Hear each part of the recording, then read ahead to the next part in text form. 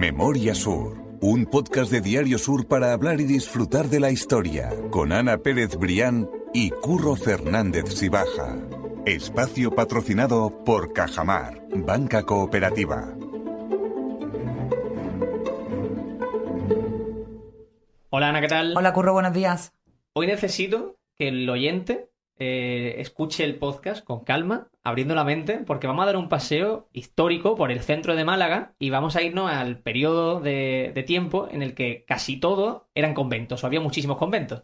Entonces vamos a ir junto a Fernando Alonso, que vuelve a acompañarnos y que no podemos estar más encantados de que esté otra vez con nosotros, caminando por ese centro, dibujando las calles que hoy son calles y que hace unos años y que antes no lo eran. Hay que hacer un ejercicio de imaginación porque bueno, es que no hace tanto Málaga era un convento enorme. El centro de Málaga, bueno, pues tenía repartidos los conventos más importantes de la ciudad, y la vida se articulaba toda la vida, más allá de la vida religiosa, la vida social, la vida económica, porque controlaban también los impuestos, los padrones, se controlaban a partir de los conventos. Entonces hoy vamos a hacer casi un viaje en el que tenemos que tirar de imaginación y de pensar cuando hablemos de superficies, que tú las tienes ahora muy bien medidas, y Fernando también, y que nos las vaya a dar exactamente, de cómo era la Málaga de la época, ¿no? En muchos de esos casos, por explicar lo que eran los vestigios de las iglesias, pero cuando hablamos de conventos, hablamos de una superficie enorme que no solo se refería a la iglesia como elemento central, sino a la zona conventual, que la zona conventual pues no solo incluía el claustro de los monjes o de las monjas y todas las dependencias, sino también toda la zona de huertas, toda la zona de infraestructura añadida al convento, pues que lo hacían unas construcciones absolutamente de referencia en la ciudad. Y hoy vamos a dar, por eso, un paseo por la Málaga conventual.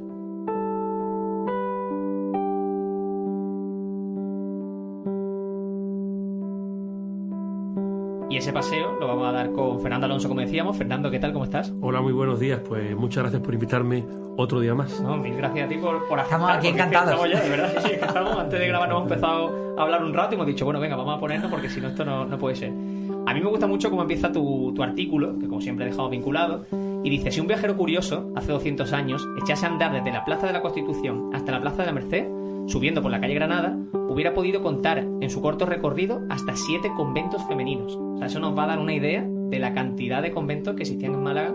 Hablamos en torno al siglo XVII, ¿verdad? Para situarnos un poco. XVII, siglo XVIII, hasta las desamortizaciones. Exactamente. O sea, durante 200 y pico de años. Y estamos hablando de la calle Granada.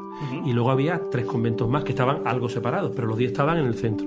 Lo primero que tenemos que distinguir es la iglesia del convento, como ya ha explicado Ana, que no es lo mismo, porque muchos conventos tenían una iglesia que se abría al público y que es diferente. Y luego estamos hablando solamente de conventos femeninos, nada de conventos masculinos. De estos 10 conventos, hoy quedan 2 en el centro y diferentes, pero es que había 10 conventos y estamos hablando de una superficie que tú curras, son 32.000 metros cuadrados. De 32.000 metros cuadrados. Yo, para hacer las cuentas antes, he visto que un estadio de fútbol eran 9.000 metros cuadrados, así que 3,5, casi 4 estadios de fútbol lo que ocuparían en el centro de Málaga. En la superficie del centro de Málaga, casi en la Almendra. Exactamente. Bueno, la Almendra quizá un poco más, pero sí, yo antes le decía a Curro, cuando estábamos fuera de micrófono, 4 campos de fútbol, digo, lo veo poco, dice Curro, imagínate 4 campos de la Rosaleda plantados en el centro de Málaga. Pues toda esa era la zona conventual, la superficie conventual de...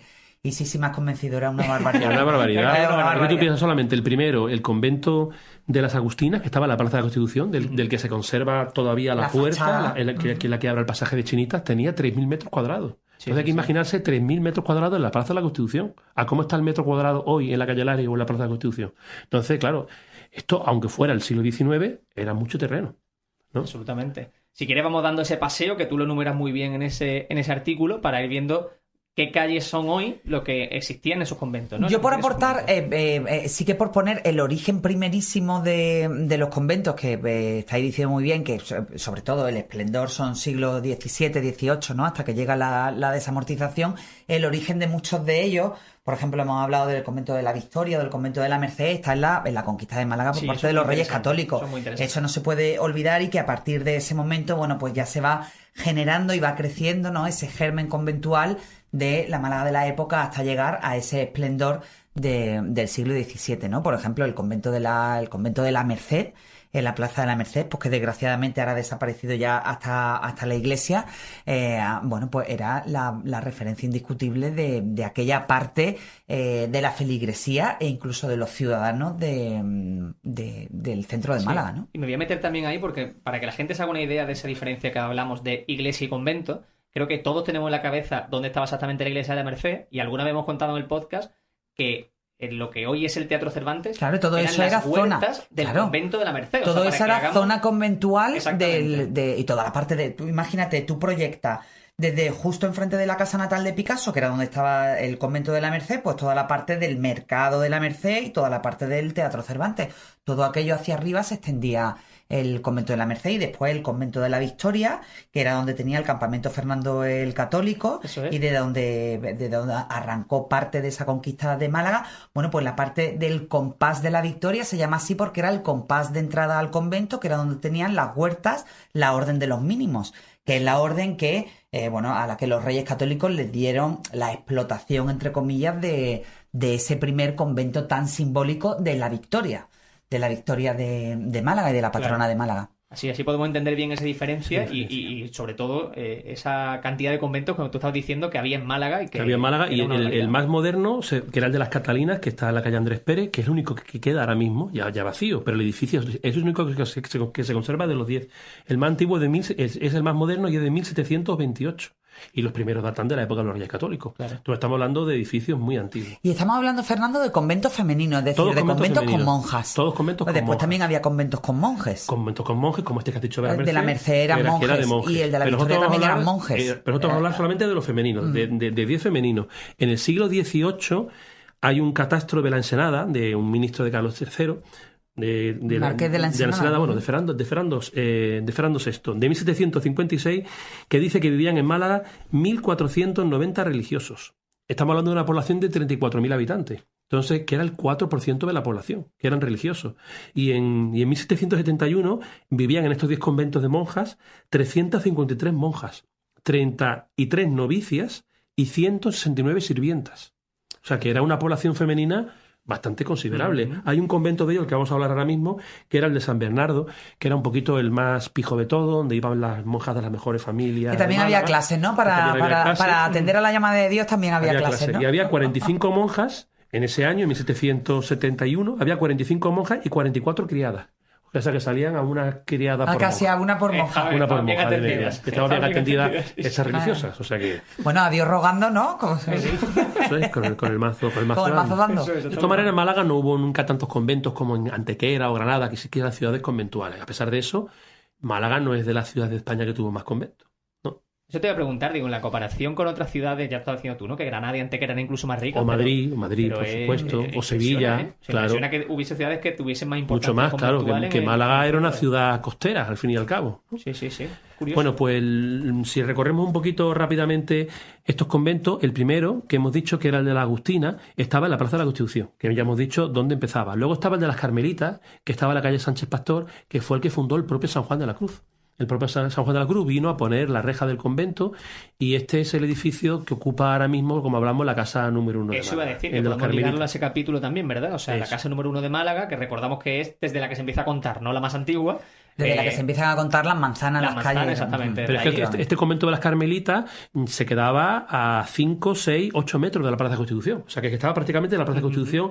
Y luego estaba el convento del Ángel, que ha dado hoy lugar a la calle Ángel, que es una boca calle de calle Granada, que ese convento era también muy antiguo. Era un convento de monjas dominicas, de San Miguel Arcángel, y tenía incluso artesonados mozárabes. Luego estos conventos se iban ampliando, comprando casas alrededor de manera anárquica, de manera laberíntica, y tenía incluso un artesonado mozárabe que hoy se conserva en el seminario, en la capilla del seminario. También muchas veces se aprovechaba la infraestructura que quedaba después de la conquista, ¿no? Claro. Efectivamente. A veces se integraba en los conventos. Se integraba en los conventos. Este sería el tercero. Luego estaba el convento cuarto, que sería el Santa Clara, que era el más grande de todos. Este tenía 4.374 metros cuadrados. Y estaba en lo que hoy es la Plaza del Siglo. Todo lo que es la calle Duque de la Victoria, el inicio de la calle Molinalario, donde está ahí el Hospital Gálvez, donde está el Museo del Videojuego, toda esa manzana era el convento de Santa Clara.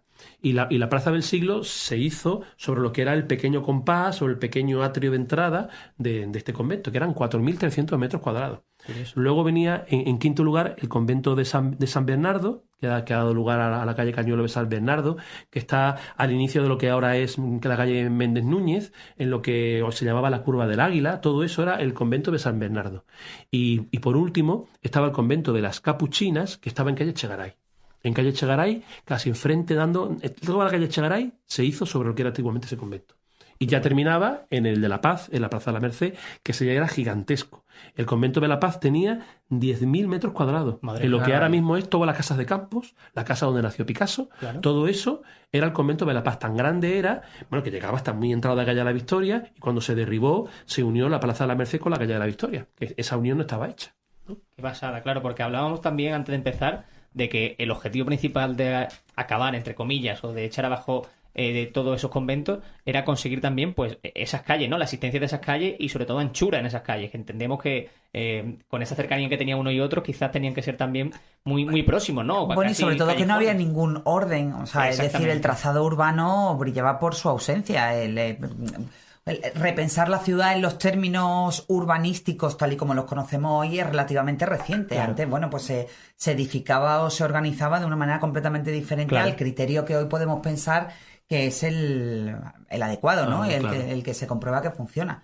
Y para abrir esas calles, ya no tuvo que venir también la desamortización, las grandes desamortizaciones, que en Málaga fue especialmente la de Mendizábal, pues que fue piqueta para los conventos y vender los terrenos al mejor postor, ¿no? Eso es, porque mucha gente estará pensando que cómo se ha ido perdiendo todo eso, como vimos la opulencia, la riqueza de esos conventos fue del siglo XVII al XIX.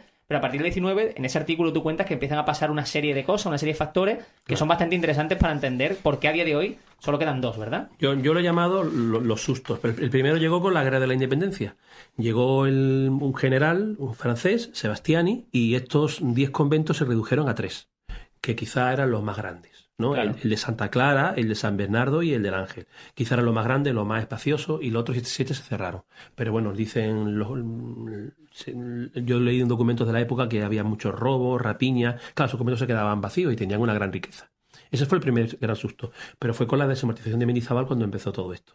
Y el primero que se desamortizó fue el de las Agustinas, de la Plaza de la Constitución. Ese fue el primero. Y el de La Paz, de la Plaza de la Merced, que era el más grande de todos. Era el que tenía 10.000. Esos son los primeros que se desamortizaron, ¿no? El de la Agustina, sabes, que dio lugar al pasaje de Chinita. Al pasaje de Chinita, efectivamente. ¿No? El cual también y que se conserva la puerta de entrada. La puerta de entrada a la iglesia. De la iglesia del convento. Sí, que eso no era el convento, era la iglesia del convento, que daba la Plaza de la Constitución y se conserva intacta. Eso es, que también hicimos un episodio precisamente de todo ese pasaje. Sí, cuando hablábamos de la Plaza de la Constitución, etcétera. del café de Chinita y tal, pues hacíamos referencia a ese pórtico de entrada de la iglesia, que es que se conserva tal cual. Es una maravilla, que podamos todavía ver lo que fue. Eso es. Sí, se ha conservado de milagro. Sí. Esos son de los 10, los 2 primeros que se perdieron. Luego, los siguientes fue cuando llegó la época del sexenio revolucionario, con la gloriosa en 1868. Ahí se perdieron también otros. Se perdió el de Santa Clara, que era el más grande del propio centro, lo que se llama la Almendra, era el más grande, de 4.000 metros cuadrados, y luego el de San Bernardo, que era el más selecto, ¿no? El más aristocrático de todos ellos. Se perdieron, era era el preferido por las familias burguesas malagueñas y aristocráticas para que sus niñas entraran allí. Y llegó a tener incluso 100 monjas este convento de San Bernardo, o sea que estamos hablando de muchísimas, que era muchísimo. Y luego en 1873, en la época de la Primera República, con el tema del cantonalismo y todo eso, pues en un solo día, una fecha que tengo ya apuntada, 17 de diciembre de 1873, en ese día se derribaron 5 conventos en Málaga. El convento del Ángel, el convento del Cister, del que no hemos hablado, que luego se reconstruyó, el convento de las Carmelitas, el que estaba el que fundó San Juan de la Cruz, en cuarto lugar el de las Capuchinas, que era el que estaba en calle Echegaray, y en quinto lugar el de la Encarnación, que era uno que estaba en la calle Beatas, ¿no? Esos 5 se derribaron en esa fecha. Y entonces, claro, eso fue una auténtica locura. El gobierno, el ayuntamiento republicano también pretendía derribar la iglesia del Sagrario, que no se derribó afortunadamente, y el castillo de Gibraltar. O sea, que ahí por lo menos se detuvo. Era una locura porque había que buscar calles. Borrar la historia, por decirlo así, borrar todo ese pasado. Es llamativo desde luego. A mí me llama la atención, como tú decías, que de esos 10, a día de hoy nos quedan 2. Vamos a recapitular si quieres, porque tú nos cuentes cuáles son esos 2 y saber también que esos 2 igualmente están en desuso. Bueno, de estos 10 quedan 2, que son el convento, del convento de las Catalinas, que es el único edificio que se mantiene igual, que estaba en la calle Andrés Pérez, sigue estando en la calle Andrés Pérez. Las últimas monjas se fueron allí en el año 2006, ¿no? Este fue el único que no se derribó y que no se desamortizó porque el convento era propiedad de una familia o la familia pues alegó unos derechos de propiedad y no pudieron derribarlo. Se respetaron y fue el único que no se derribó y el único que se conserva de los 10, aunque hoy está vacío. Quieren hacer allí, por lo que leí, lo último que he leído en Sur, querían hacer allí, creo que apartamentos, no sé si apartamentos turísticos. No, una residencia de estudiantes. Bueno, una residencia de estudiantes. Cierto, es verdad. Eso. Y luego el otro que se conserva es el del Cister, las últimas monjas se fueron en el año 2008, se fueron a un convento que tienen en Santo Domingo de la Calzada, en La Rioja, y fueron las últimas monjas que abandonaron el centro de Málaga. De estos 10 conventos. Hoy quedan otros 2 conventos de monjas, que son el de las Carmelitas, que ya no está en la calle Sánchez Pastor, sino que cuando se derribó el edificio y se desamortizó, pues se fueron a un edificio donde están actualmente en la calle Don Rodrigo. Está entre Carretería y el Río, esa calle. Y luego siguen quedando las Hermanas de la Cruz, que se llegaron mucho después, que están en la plaza, en la Riola, que es donde efectivamente. le cantan a los tronos, a Semana Santa y todo eso. Es muy emocionante. Los únicos que quedan ahora mismo en la zona del centro. En lo que es el centro de Málaga, ¿no? Esa es una de las imágenes, digo, que llama la atención de la Semana Santa de Málaga, que a veces se pasa por encima porque puede ser menos conocida, pero sí, porque además curioso. Además son monjas de clausura. Sí. Y llama la atención cómo salen para rezarle cantando a las imágenes en Semana Santa. Bueno, son monjas de clausura, pero que salen, ¿no? Sí. Salen para pedir donativos para poder seguir haciendo la labor absolutamente fabulosa que hacen con los ancianos en Málaga, ¿no? Porque cuidando, a veces quitándoselo incluso de la propia boca. Bueno, yo es que además me acabo de acordar que ha dicho Fernando de las Hermanas de la Cruz. Yo recuerdo que en pandemia hice un reportaje con ellas porque los bancos de alimentos, entonces, bueno, en esta situación absolutamente desesperada, imagínate, nosotros estábamos encerrados en casa, pero hay que ver también cómo se estaba en determinados lugares, y en los conventos, bueno, pues era uno de esos espacios donde tenían que llegar los alimentos, porque claro, las monjas al no poder salir a pedir, bueno, pues estaban encerradas y no tenían casi recursos, ¿no? Entonces me comentaban a mí del Banco de Alimentos, en concreto de la Fundación Coríntola, de las cofradías, que le tenían casi que regañar a las Hermanas de la Cruz, porque todos los alimentos que les daban para que ella se alimentara, se los daban automáticamente a los ancianos que cuidaban, bueno, que tenían las necesidades cubiertas, o a gente que llegaba a la puerta, madres de familia o padres de familia o lo que fuera, y que ellas se quedaban sin comer, ¿no? Y es que recuerdo que fue el tema del reportaje de El hambre llama a la puerta de los conventos, ¿no? Y estaban los de los bancos de alimentos absolutamente desesperados porque no encontraban la manera de que las monjas dejaran de dar su comida para que se alimentaran. Y hubo situaciones, bueno, pues realmente difíciles dentro de los conventos con motivo de la pandemia, ¿no? Así que, bueno, yo creo que eso da el ejemplo de cómo se está a la altura en determinadas circunstancias y cómo realmente ellas viven por y para los demás. Y eso también es historia, o sea, que está bien que lo Sí, eso también es historia, y también está bien contarlo porque, bueno, al final muchas veces, pues cuando ves a las Hermanas de la Cruz por la calle y les da algún donativo o cualquier cosa, sabes perfectamente dónde va a ir, igual que las Hermanitas de los Pobres. Eso es. El asilo que está al principio de Calleros de Sosteo, que además construyó Martín Larios, que también, bueno, pues su vida es la de la asistencia a los ancianos. En el momento que hay una pequeña crisis, cualquier llamamiento de las Hermanitas de los Pobres es rápidamente contestado con montones de alimentos, de productos de limpieza, de lo que sea, ¿no? Pero bueno, ahí queda la referencia a la labor impresionante que hacen, que mucha gente puede pensar, bueno, monjas de clausura, ¿estas qué hacen? ¿Todo el día rezando? No, pues todo el día rezando no. Hacen un trabajo increíble que es necesario y en el que muy poca gente se fija. Totalmente. Pues dicho queda también. Hay que recordar también o reconocer que todos esos huecos que se iban quedando en el centro de Málaga son los que han ido dibujando lo que hoy entendemos como las calles del centro de Málaga, y que tenemos que entenderlo así, igual que cuando hablamos de la calle Lario, de cuando se echó abajo todo ese conjunto de calles que era totalmente sin orden y incluso insalubre. Insalubre. Al fin y al cabo lo que se consigue es el trazado que hoy entendemos como el centro y el corazón de Málaga, ¿no? Claro, porque aquí viene la gran pregunta. ¿Por qué se echaron abajo todos estos conventos? ¿No?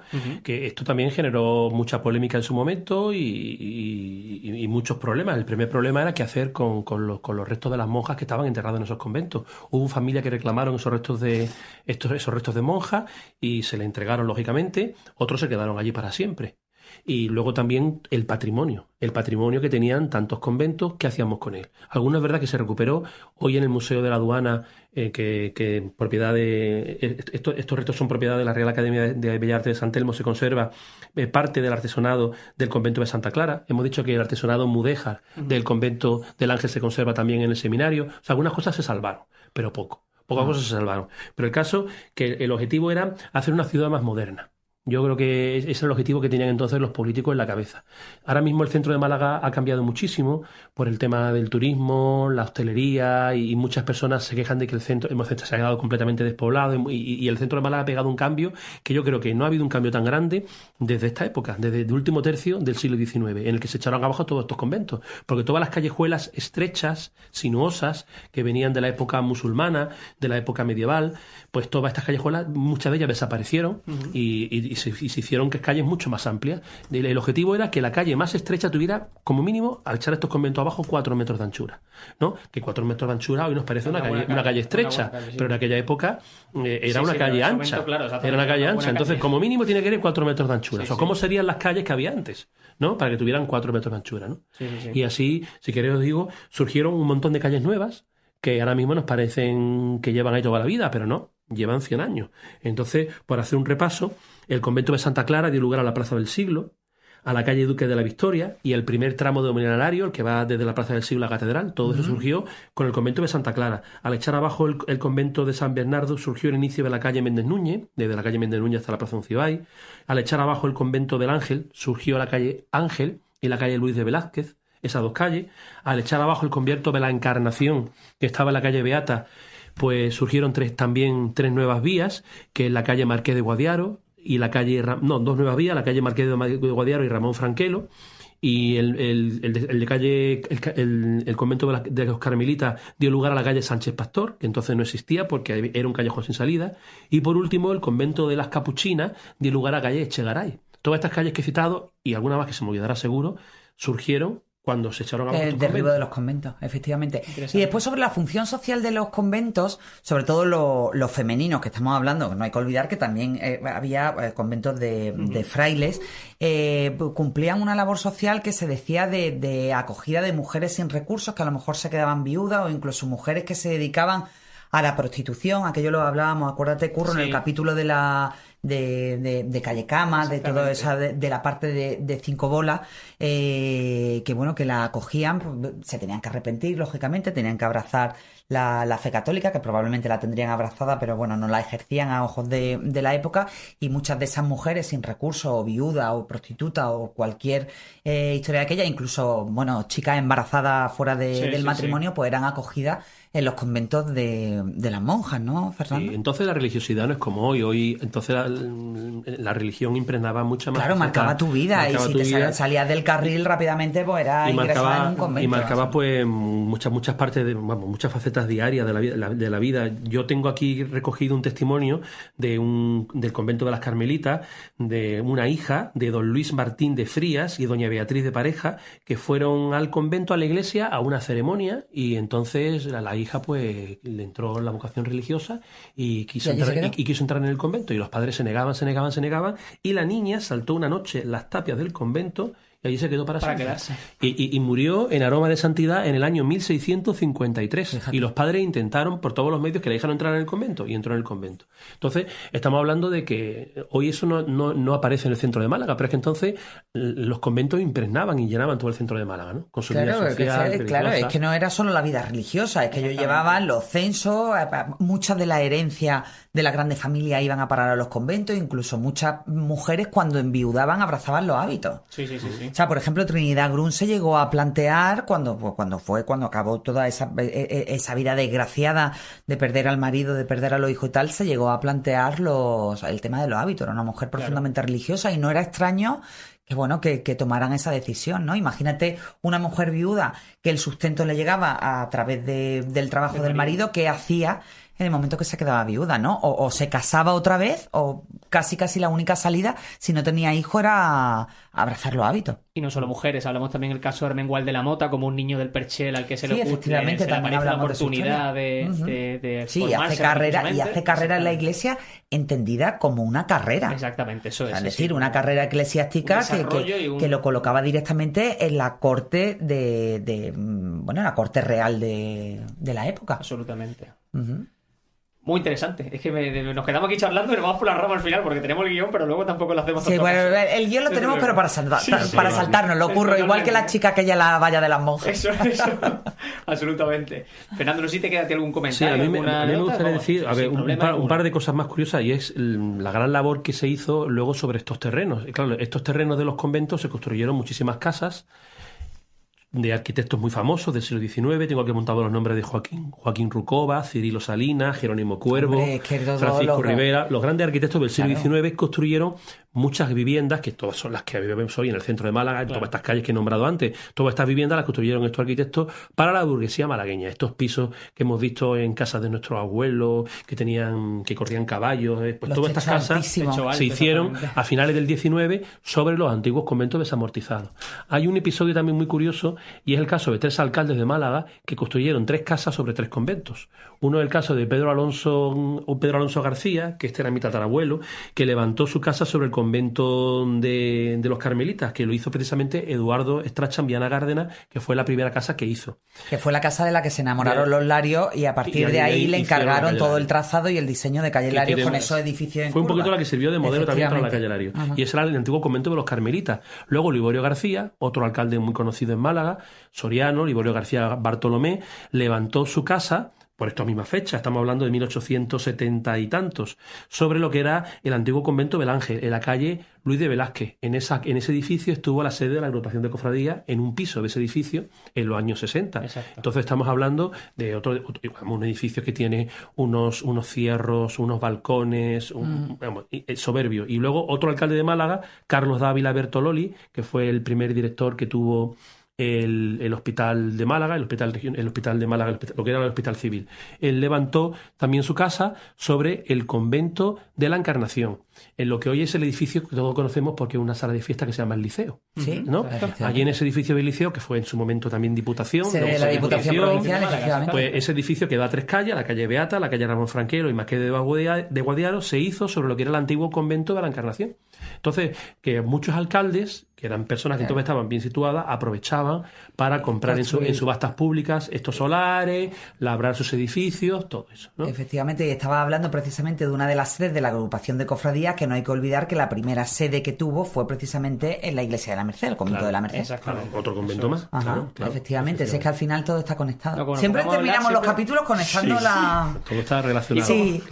Y como sigamos contando capítulos todavía más, porque es fantástico, vayamos a más capítulos, más historias que conectar, desde luego que sí. Y por último, hemos hablado del trazado urbano, pero es que se podían haber hecho muchas más cosas. Cuando se derribó el convento de las Capuchinas, que estaba enfrente del Colegio de San Agustín, y se abrió la calle Echegaray, se empezó a hacer una plaza muy grande delante del convento de San Agustín, que entonces era el Ayuntamiento de Málaga. Entonces, para darle más vistosidad al ayuntamiento, se empezó a hacer una plaza allí que al final no se hizo, ¿no? O sea, que se podían incluso haber hecho todavía muchas más cosas, porque en aquella época el urbanismo en las calles tienen que tener entre 4 y 7 metros de anchura. Que entonces, no era mucho.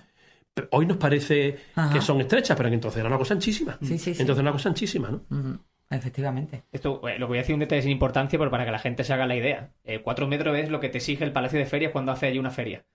Sí, es esa distancia. Cuando pones el stand lo tienes así como muy interiorizado. Exactamente. Y es literalmente ese espacio. O sea, que hablamos de que a día de hoy no es mucho. Es una cosa, pues eso, de paso. Una cosa de paso. Pues imaginarse cómo serían los callejones antiguos de Málaga. Claro, imagínate cómo serían los callejones antiguos de Málaga también, que cuando se construyó la calle Cristo de la Epidemia, eso lo contábamos con el capítulo del barrio de la Victoria, era la calle más anchísima de Málaga. Que bueno, que sí, que calle Cristo de la Epidemia era, es decir, es una señora calle, pero que era absolutamente increíble para la época. O sea, que ahí la gente puede tener referencias de cómo hemos ido evolucionando. Claro.